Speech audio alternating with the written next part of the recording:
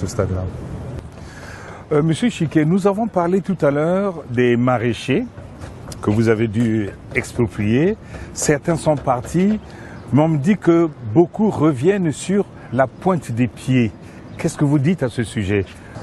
Voilà, ce qu'on a constaté donc à l'achèvement des travaux, une fois que le va-et-vient des engins s'est interrompu, un certain nombre de maraîchers se sont réinstallés, mais sur les flancs du talus de la Corniche, en redémarrant des activités de maraîchage. Donc ça, c'est extrêmement délicat et ça compromet à terme la stabilité de l'ensemble de la route. C'est-à-dire que les maraîchers décapent le terrain, refont un pont de plantation et à chaque pluie, vous avez un début d'érosion.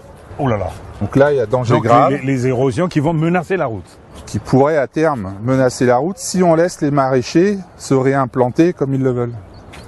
Donc il est impératif que les autorités en charge de la route, qui sera donc la mairie de Brazzaville, interviennent et stoppent toute activité de maraîchage sur les talus de la Corniche. C'est impératif. Ça dit un peu de chicotte. S'il faut. C'est le prix à payer si on ne veut pas perdre toute cette infrastructure, M. Chiquet. S'il n'y a pas d'action particulière menée là-dessus, vous aurez le résultat de ce que vous voyez à Gamakoso actuellement. Et à terme, la route passera dans le fleuve.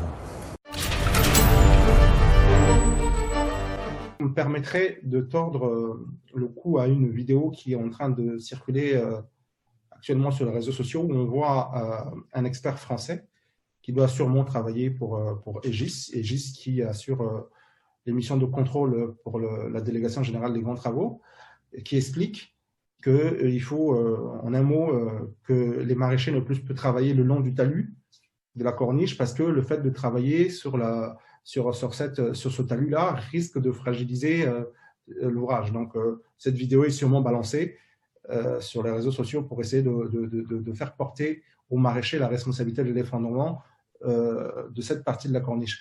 Mais si vous regardez bien les images, on voit bien que ce n'est pas la partie du talus qui s'est effondrée. On voit très bien que c'est la partie entre la bordure de chaussée et l'espèce de caniveau qu'ils ont mis et le mur de soutènement. Donc, les maraîchers ne travaillent pas là. Les maraîchers, ils travaillent sur le talus entre le mur de soutènement et le fleuve. Donc, si leur responsabilité devrait être engagée, c'est quand la partie là-bas se casse la gueule, pas celle du milieu. Donc, il faut arrêter, une fois de plus, de faire de la manipulation.